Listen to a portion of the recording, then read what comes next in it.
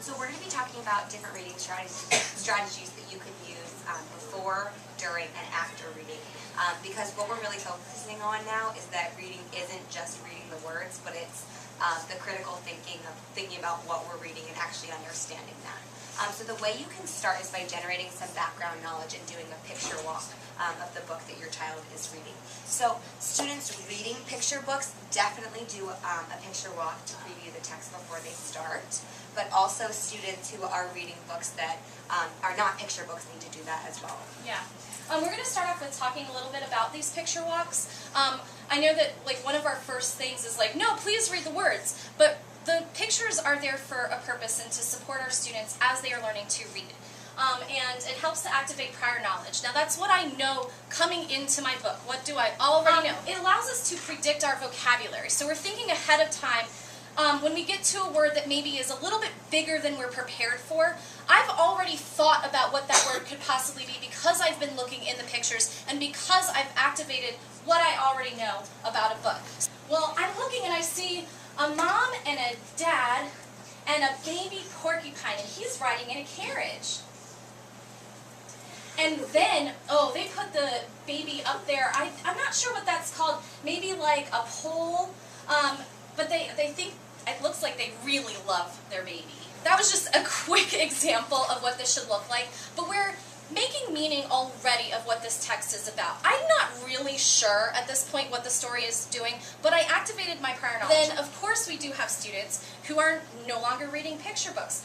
We still want them to be previewing text. As adults, that is something that we do.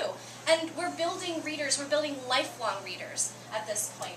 And so, some ways to do previewing with a student who is no longer reading picture books, the back page that has a little blurb, it gives you a little synopsis or a little summary of what's happening in the text. You know that. We read that part first. It gets us to be thinking about, well, is this a book that I'm going to enjoy? Do I even want to tackle this book? What's it about? Who are the characters? And then also making some predictions by looking at the cover art. I mean, even books that don't have pictures within it very often have something on the cover that can activate that background knowledge, those vocabulary words as well. So now that you've done all of this, it's finally time to actually read the book with your child. But during reading, we don't want to just read through the book without stopping to think about what we're reading. So some different things you can do while you're reading are to stop and think about those predictions that you made. Were we right? Did we maybe think something a little different? Do we want to change what we think is going to happen next? Make connections to what you're reading. Oh, I remember a time when I felt like that, or a time when that happened to me. Or I was looking in the mirror and I didn't feel great about my hairstyle that day, and that kind of brought me down.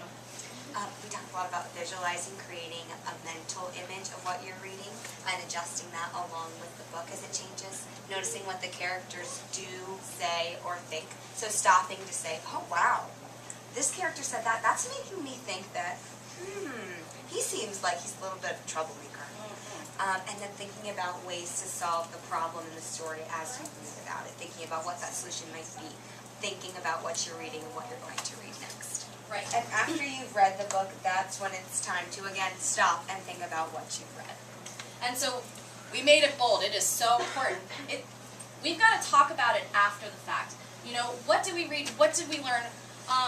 And here are just some examples of ways to do that. I can retell you the story, give you the events, the setting, the characters, the problem and solution.